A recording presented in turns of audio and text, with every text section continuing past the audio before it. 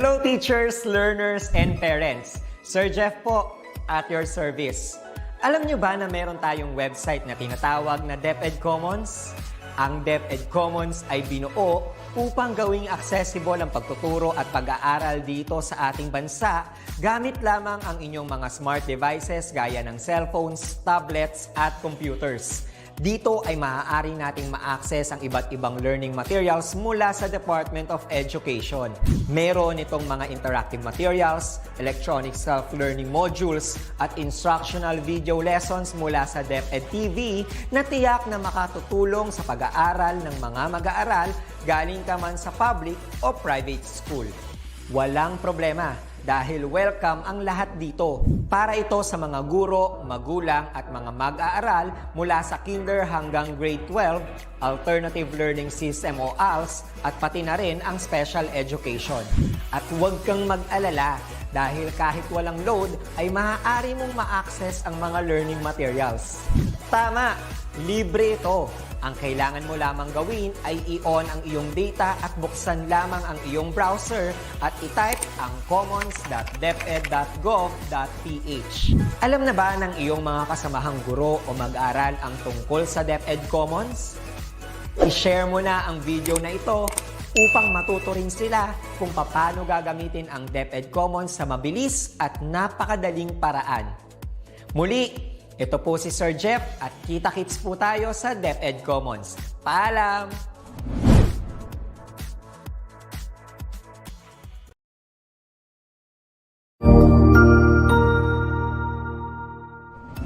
Magandang araw! Sir Wilbur po, at your service. Narito ang ETULay upang gabayan ka sa inyong pag-aaral upang lubos na maunawaan ang iba't ibang paksa o subject. Ang ETULay ay isang free online tutorial class na pinangungunahan ng ICT's Educational Technology Unit sa pamumuno ni Undersecretary Alain Del B. Pascua. Ang programang ito ay hindi lamang para sa mga bata, kundi ito rin ay magsisilbing gabay sa mga magulang at mga guro kung paano nila ituturo o gagabayan sa bawat asignatura ang kanilang mga anak o mga estudyante.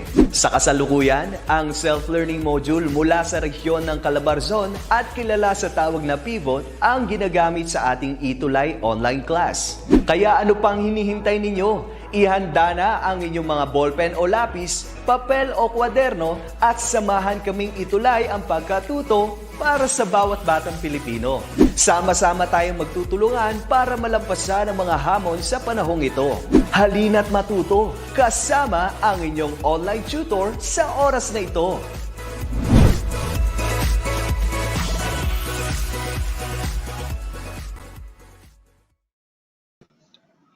Alright, magandang hapon po sa lahat. Good afternoon, learners, teachers, parents from different parts of the Philippines at saan mga lugar na naaabot ng ating ETULay, Facebook, and YouTube Live.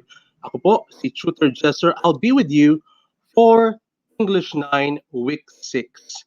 Let us first greet the viewers from different parts of the Philippines. We've got from Adalia Elementary School, si Cherry Ann Klassen, si Ma'am Joanne Saville, mula sa Tal Senior High School, si Babylin C. Gonsalvo, mga teachers, siyempre sa Governor Feliciano Leviste Memorial National High School, si Ma'am Jane, Ma'am Sarah, Sir Alex, at Ma'am Purisha. Ayan, kumusta naman kayo? So, ito po ang ating topic for this afternoon. So, kung mapapansin ninyo, I am talking using two languages, Filipino and English. Although our subject is English, mas mabuti bilang isang tutor na magsalita ng wikang Filipino for us to understand better our topic or our main concern for today. Okay? So let's begin. So, as I have said a while ago, it's English 9. And our topic is all about unchanging values in the V.U.C.A. world. What is then VUCA or V.U.C.A.? Let's find out later. And as well, we will talk about Beowulf. Okay? So here are our words to remember. First one is literature. what do you think is the meaning of literature? Sa Tagalog, ito yung tinatawag natin panitikan. Online, kindly comment your answers. Watching from Senior High School, Ma'am Cherry Manguera, ayan. Watching from Bohol, Ma'am Frenchie Cadiente. Okay, so literature, it is any piece of writing that is valued as a work of art. Example, pwedeng novel o nobela, tula, poem, short stories, at marami pang iba. Next, we got volatile or volatile. It means change rapidly and unpredictably, especially for the worse. That's volatile or volatile. Next is uncertain. Ano kaya ang uncertain? Kindly comment your answers. Watching from Kidapawan City Division, si Eugene Perks. I hope nanonood at mga English 9 learners para makasabay sa kanilang pagsagot sa module. Okay? Uncertain. It is a factor involved in a complicated process or situation. Next, we've got complexity. Ano kaya ang complexity? It is the state of having many parts and being difficult to understand or find an answer to. And lastly, ambiguity. Everybody? Ambiguity.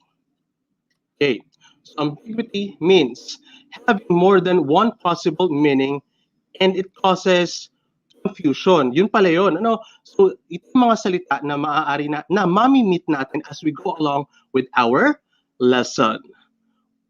Okay? So, what is the literature?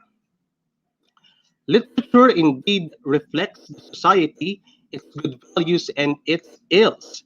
In its corrective function, literature mirrors the ills of the society. It also projects the virtues or good values. Ano ba yung tinatawag nating ills of the society? It has something to do with the problems in our society. Not only problems, but also issues. Yung mga napapanahong issue natin. Okay?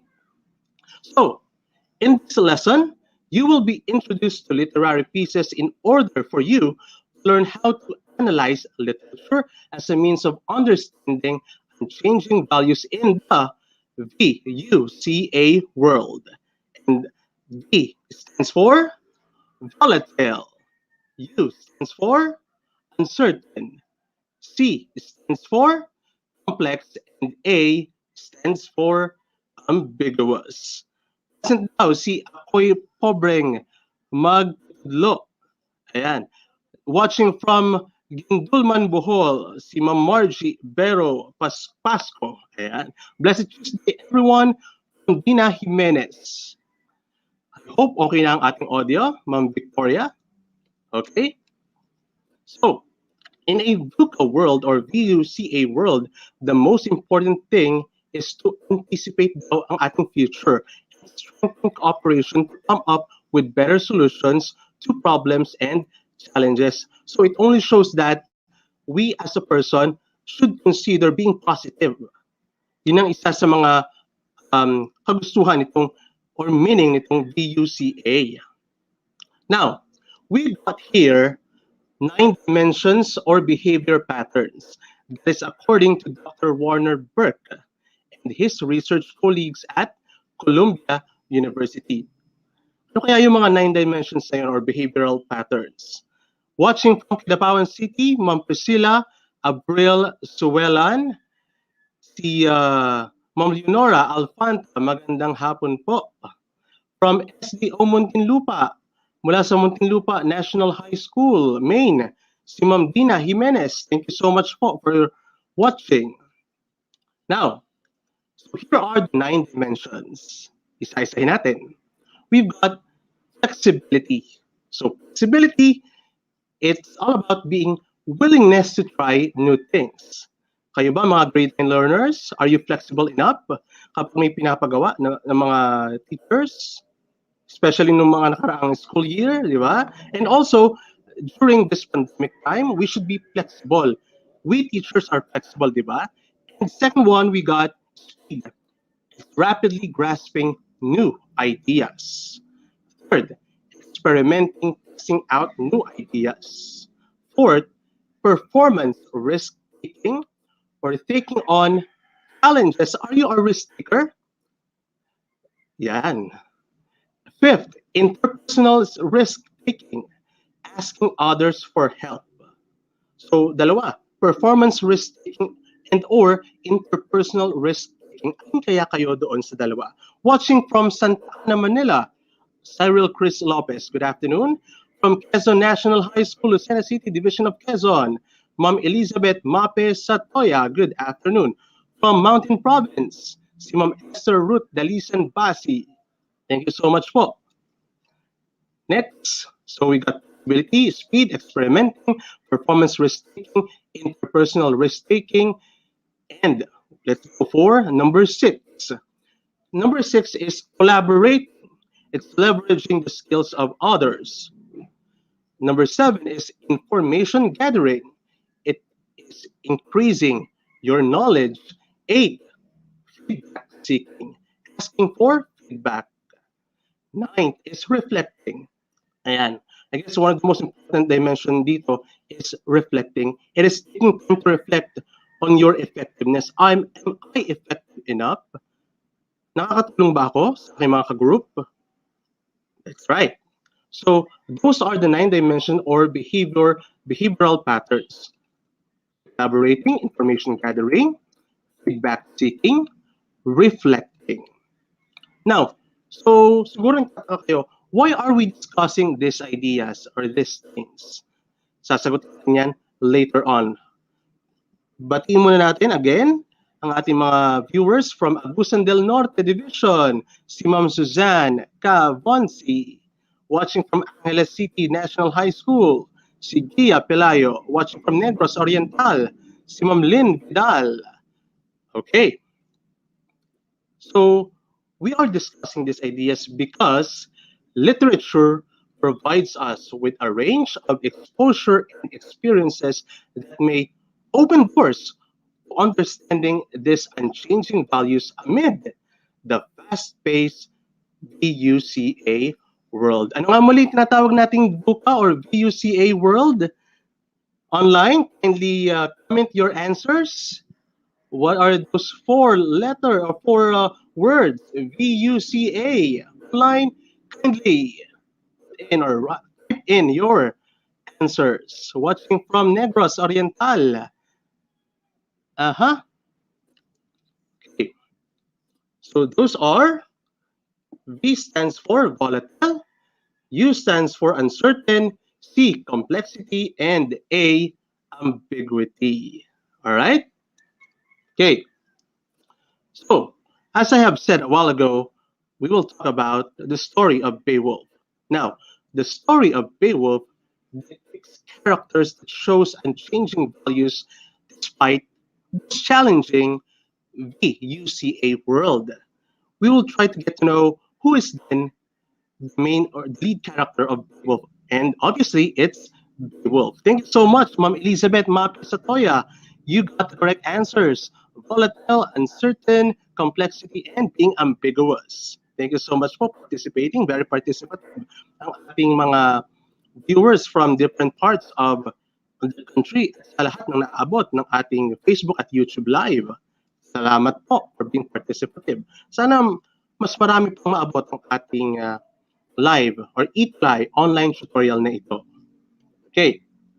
So, Beowulf, it can be seen sa ating pivot collaboration module, page 25 to 26. Ang kasalukuyan po, we are using the pivot collaboration as our module dito sa ETULay. Okay? So, yun nga po, 25 to 26. However, I have prepared a Tagalog version of this literature, Beowulf. Let me read this with you. Pero bago yan, watching from Korea. Uy, napapanood tayo. Si Ma'am Mary Ashley, watching from Korea. Thank you so much po. Si Arnold Ameha Magayaw. Si Cyril Chris Lopez. For sure that you guys are familiar with Beowulf, especially mga teachers natin, mga grade 9 teachers from iba't ibang panig ng bansa, pamilyar na pamilyar yan. Okay? So, let's have it. Ito, I'm using the Tagalog language or Filipino language para mas maunawaan ng ating mga learners. Okay? So, let's begin. Ang Heorot ay isang bulwagan o mga kabahayan na itinayo ng isang haring Danes na si King Hrothgar. Naging matiwasay ang pamumuhay ng mga tao doon hanggang sinagupa sila ng halimaw na si Grendel. Ito, sa arrow, si Grendel. Ito naman si King Hrothgar. Ito yung Heorot. Ito ay upang patayin ang ilang mga tauhan nitong si Haring Hrothgar dahil sa ingay na kanyang naririnig. Isang mandirigmang giyatiko ang tumulong sa mga mamamayan at ito sa katauhan ni Beowulf. Nilisan ni Beowulf at kanyang mga tauhan ang Geatland upang saklolohan si Haring Hrothgar. Tumigil ng isang gabi sina Beowulf sa Heorot nang dumating si Grendel upang sila'y patayin. Nilabanan ito ni Beowulf. Nagawang klasin ni Beowulf ang bisig nitong si Grendel. Ganun kalakas ang ating bida, mga mag-aaral. He is really a strong man. Beowulf is really indeed a strong, and not only strong, but also a brave man. Humango si Grendel sa kanyang tahanan sa mga latian at doon siya namatay.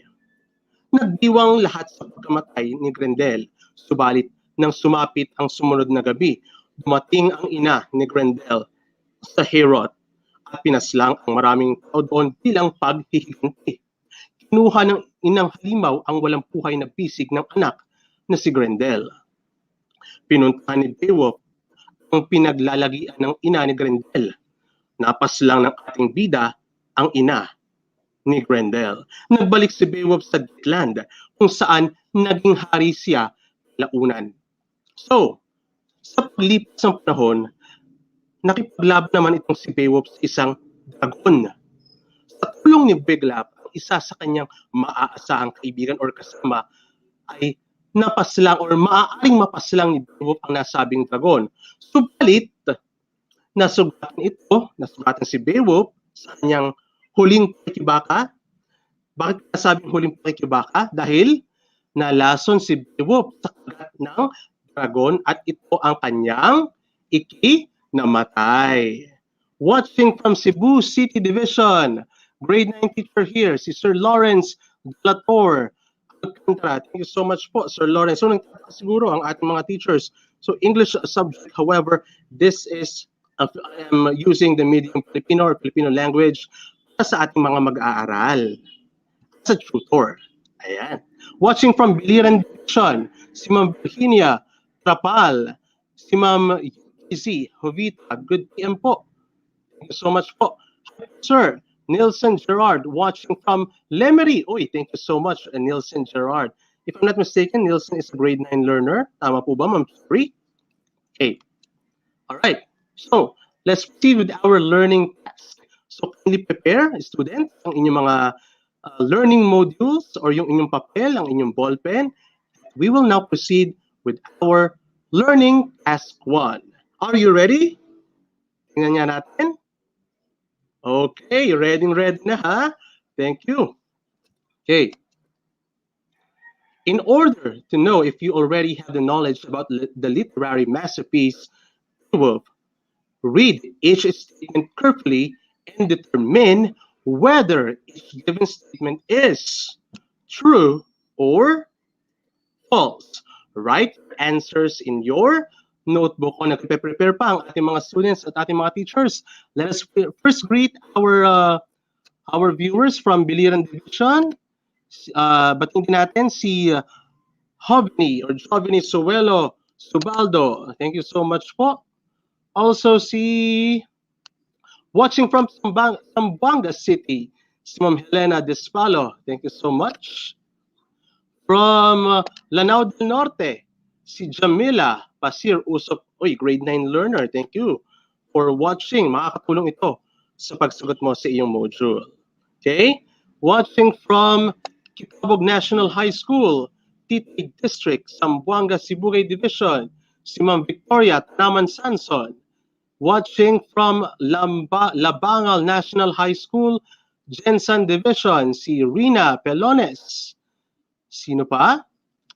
Hello po, good PM po. Chris Politico Pakil from Pakil, Laguna. Ayan, si June Chris Politics. Okay, so let's proceed again. Let me read the directions or sabay-sabay tayong magbasa. Let us read the directions all together in 3, 2, 1.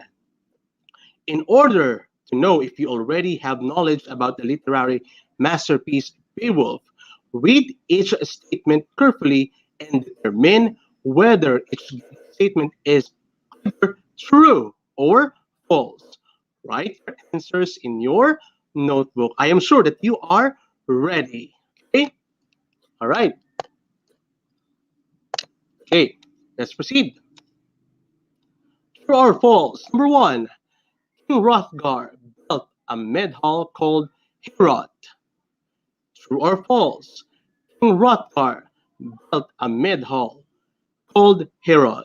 Online, write your answers. Watching from SVES, Malitibog, Southern, Leyte Division, Lorna, Laplana, Kahayag. Ayan. Good afternoon from Che, Yumol, Bongay. Biliran Division. Thank you po. Cagayan de Oro, si SS Alingig. Ayan. So, your answer is what? True or false? It's true. So, si King Hrothgar built mead-hall called Heorot. Ano nga ang Tagalog ng tinatawag nating mead-hall? Ito ay kabahayan or yung mga kanayunan. Okay? Next, number 2. Ayan. So, true or false? Jubilant noise and celebration angered Grendel. Grendel is our monster. Ang kalaban sa kwento ni Beowulf. Okay? What? Is it true or false? Online, key in your answers. Okay? So, the answer is what? It's true. Okay. Third, true or false? Beowulf was a warrior from Geatland. Aha. Online, comment answers now. Watching from, what's that? Kapaya Elementary School, Bagong Bayan, District 1, Sultan Kudarat Division. Si Giovanni Suelo Subaldo Leal Regalado. Okay. So ang sagot ni, the answer of Victoria Tanaman Sanson is true. Let's see if it is true. You got it correctly, Ma'am Victoria. It's true. Palakpakan naman natin. Ayan. Okay. Thank you so much for keeping in touch. Although this is a holy hour, ang iba oras ng pagtulog, pero sama-sama tayo to learn, especially our dear learners. Okay? Next, number 4. True or false? Unferth was the political advisor of King Hrothgar. True or false? Unferth was the political advisor of King Hrothgar. Key in your answers now. Okay. Let's see the answer. Is it true or false? It is again true. Okay? Nakakuha ng true? Very good. Ang dami nakakuha ng true, ha? Very nice. Okay. Ang galing, ha? Watching from Lemery Senior High School and Tal Senior High School. Thank you po, Dr. Babylin C. Gonsalvo. Okay. Next, we got... Oh, yan. Medyo napindot natin yung ano. Sunod, okay. So, true or false? Number 5, Grendel died because of a leg injury. Nakita niyo na ang sagot, di ba?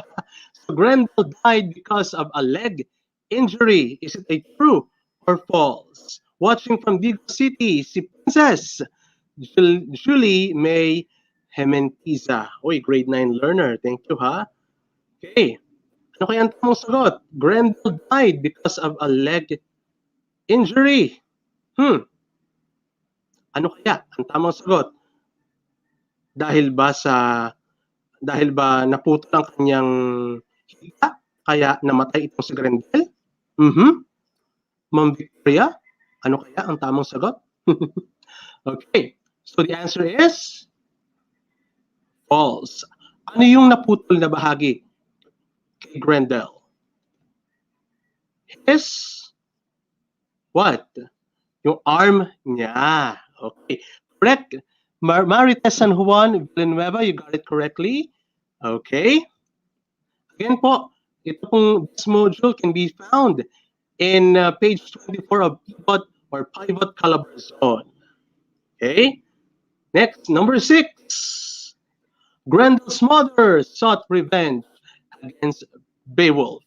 Is it a true or false?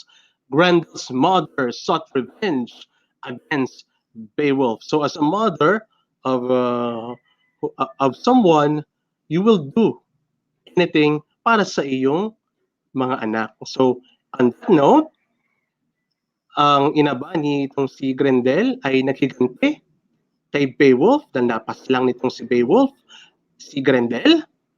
According to Marites, it's true. According to Julina, according to Julina Jurain Hamja, it's false. According to Gia Playo, true. According to Naman, it's true. According to Pao Antonio, what's that? Okay.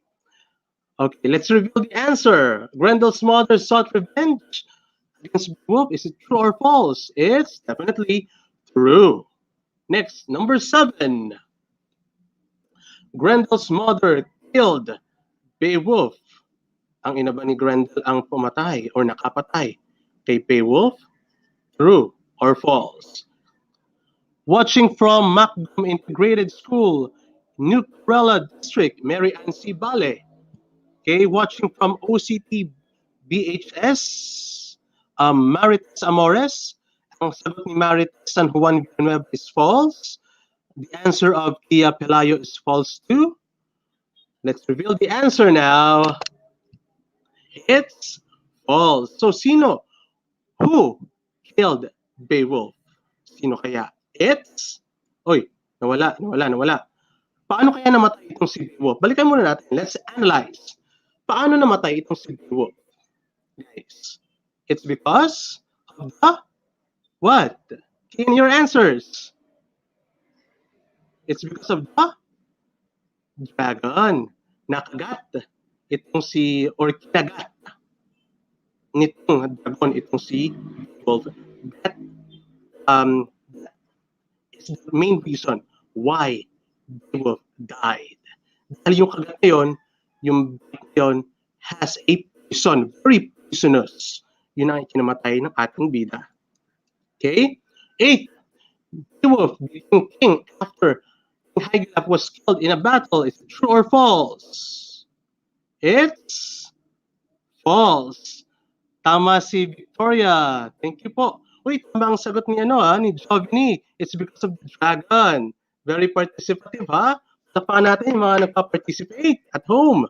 At saan man panig kayo naroroon, kahit kayo ay nasa mga teachers na nag-duty, very participative. Thank you so much po. Okay. Watching from San Fernando, Nueva Ecija, si Jasmine Sebastian Villarema. All right. So you got it correctly. It's false for number 8. Now let's proceed with number 9. Okay. Oh, wait, sorry. Beowulf became king after Hygelac was killed in a battle. False ang ating sagot dahil ang naging king after namatay ni Hygelac was her bread. Yan. Next, number 9. dragon killed Beowulf. It's true. Okay. And number 10, o yun nga, na-poison itong si Beowulf ng number 10, dragon. Okay? Meron lang yung konting po error. Sorry po. Okay. Let's proceed tayo with the next activity. Are you ready? All right. So, again, prepare yung inyong mga papel at let's answer. Okay. Ayan. Watching from San Rafael Integrated School, Prieto Diaz 1, District Division of Sorsogon. Good afternoon from Maxel or Mcel Martinez Naraga. Pa-shoutout daw from Patimbao Elementary School, Division of Laguna. Good afternoon po, watching from Hilario E. Hermosa Memorial High School, Laur District. Okay, from Lorna Laplana Kahayag, thank you so much for watching. Okay, let's proceed with our next activity. Fill in the blanks. Let's complete the story. Filling in the appropriate words. Okay, let's begin in 3, 2, 1. Uy, si Princess nag-a-ask, ano po ang title ng story? It's Beowulf. Again, we are having the story or discussing the story Beowulf. A while ago, I have given you the summary of Beowulf in Tagalog. Okay? All right, let's proceed. King Hrothgar of Denmark enjoyed a prosperous and successful reign. He built a great mead-hall called blank. What do you think is the answer? Comment na online. Okay. All right. Here is a message from Mamarites Amores. Unfortunately, students don't like to read literary pieces, but with a teacher's acting prowess, magkaroon sila ng interest. One of my strategies in teaching literary pieces. Ayan, palakpan naman natin si Mamarites Amores. Ayan, thank you so much po, Mamarites, kasi isa din siyang guro katulad ko. What do you think is the answer? He built a great mead-hall called blank, where his warriors could gather to drink, receive gifts from their lord, and listen to stories sung by the bards. It's the mead-hall Heorot. Okay, very timely. This is our lesson this week. Thank you very much. Thank you so much too, Elizabeth Mapesatoya. I hope that you have gained something from our discussion. You would be able to, or you can answer easily your module because of ETULay online tutorial that we've got right now. Okay, thank you. Next. However, the jubilant noise from Heorot angered blank, horrible demon who lived in the swamp lands of Hrothgar's kingdom. Okay, what is the answer? All right, it's Grendel. There you go. Grendel terrorized the Danes every night, killed them, and defeated their efforts to fight back. Okay, let's proceed. Eventually, a young warrior named Blank heard of Hrothgar's plight. Inspired by the challenge, Beowulf sailed to Denmark with a small company of men determined to defeat Grendel. So what is the answer for number 3? It's Beowulf, the brave and strong warrior. So King Hrothgar, who had once done a great favor for Beowulf's father, Blank accepted Beowulf's offer to fight Grendel and held a feast in the hero's honor. It's Edtech. Okay, next. During the feast, an envious Dane named Blank taunted Beowulf and accused him of being unworthy of his reputation. What is the answer? Okay, it's Unferth. Good. Okay, thank you, Jasmine Navarro, Ermitanio Gioveni, Sovelo, Subaldo, Leal Regalado, Marites San Juan Villanueva. Thank you so much po. Next, let's proceed. At last, however, Grendel arrived. Beowulf fought him unarmed, proving himself stronger than the demon. As Grendel struggled to escape, Beowulf tore the monster's blank off, which caused his death. What do you think is the answer for number 6? Online, key in your answers now.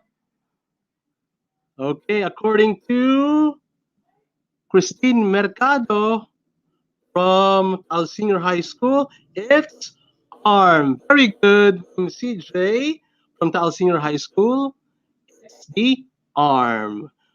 Thank you, Jovni, for answering. Which caused his death. Yun ang ikinamatay ni Grendel, yung pagkaputol o pagkapilas ng kanyang arm. Okay. Very good, Marites and Juan Villanueva. You got it correctly. Okay. However, another threat was approaching. Grendel's mother came to Heorot, seeking revenge for her son's death. She murdered Beowulf's men.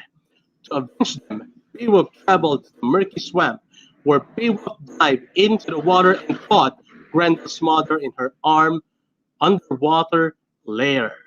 Okay. He killed her with a blank for number 7. Ano kaya ang sagot sa number 7? Forged by a giant. What do you think is the answer for number 7? He killed her with a blank. Forged by a giant. Beowulf also found Grendel's core inside the underwater lair. Decapitated it and brought the head to the kingdom as a prize to King Hrothgar. The Danes were again overjoyed, and Beowulf's fame spread across the kingdom. You got it correctly, Marites San Juan and Jasmine Navarro Ermitaño. Let's give them a big round of applause. All right, very good. Okay, number 8. Sorry. It's number 7. Sword. Carried away lang si Sir Jester. The answer is sword. You got it correctly. Yan, carried away lang kasi siya naman. Number 8. Beowulf departed after a sorrowful goodbye to King Hrothgar. He returned to blank and ascended to the throne of the Geats. Beowulf ruled wisely for 50 years. So what do you think is the answer for number 8? He returned to blank and ascended to the throne of the Geats. Beowulf ruled wisely for 50 years. What do you think is the answer?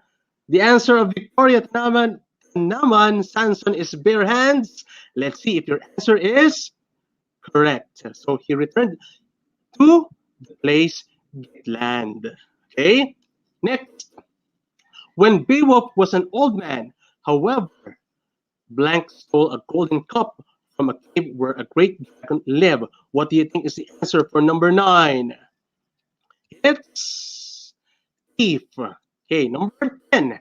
With the aid of blank, he succeeded in killing the beast, but at the heavy cost, the dragon Beowulf and its fiery venom called him after their encounter. So, yun nga, nakagat itong si Beowulf ng dragon at yun ang kanyang kinamatay because poisonous or venomous ang kagat ng isang dragon. Okay? The answer for number 10 is Wiglaf. Si Wiglaf ang totally succeeded in killing the beast. Okay?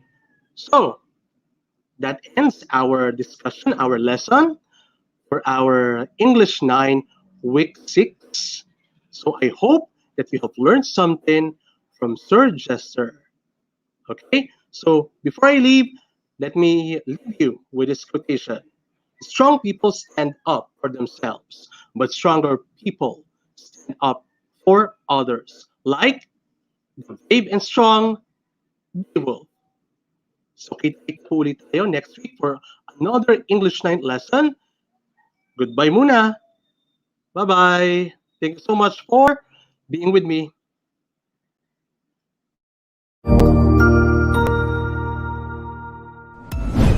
Sigurado ako na marami ka na namang natutuhan sa ating ETULay tutorial session ngayong araw. Tandaan, ito ay hindi lamang para sa ating mga mag-aaral, kundi pati rin sa ating mga minamahal na guro at mga magulang na kaagapay natin para maituloy ang pagkatuto sa kabila ng nararanasang pandemya. Patuloy ding sumubaybay sa DepEd TV para sa mga araling ginawang video episodes. Mapapanood ito mula Lunes hanggang Sabado, alas 7 ng umaga hanggang alas 7 ng gabi sa inyong mga telebisyon. Abangan bukas mula 1:00 ng tanghali ang iba pang aralin sa ating ETULay free online tutorial session sa Filipino. I-like and subscribe at manatiling nakasubaybay sa ating ETULay tutorial session sa DepEd Edtech Unit FB page at Educational Technology Unit channel sa YouTube at sa DepEd Tayo at DepEd Philippines social media accounts. Paalam!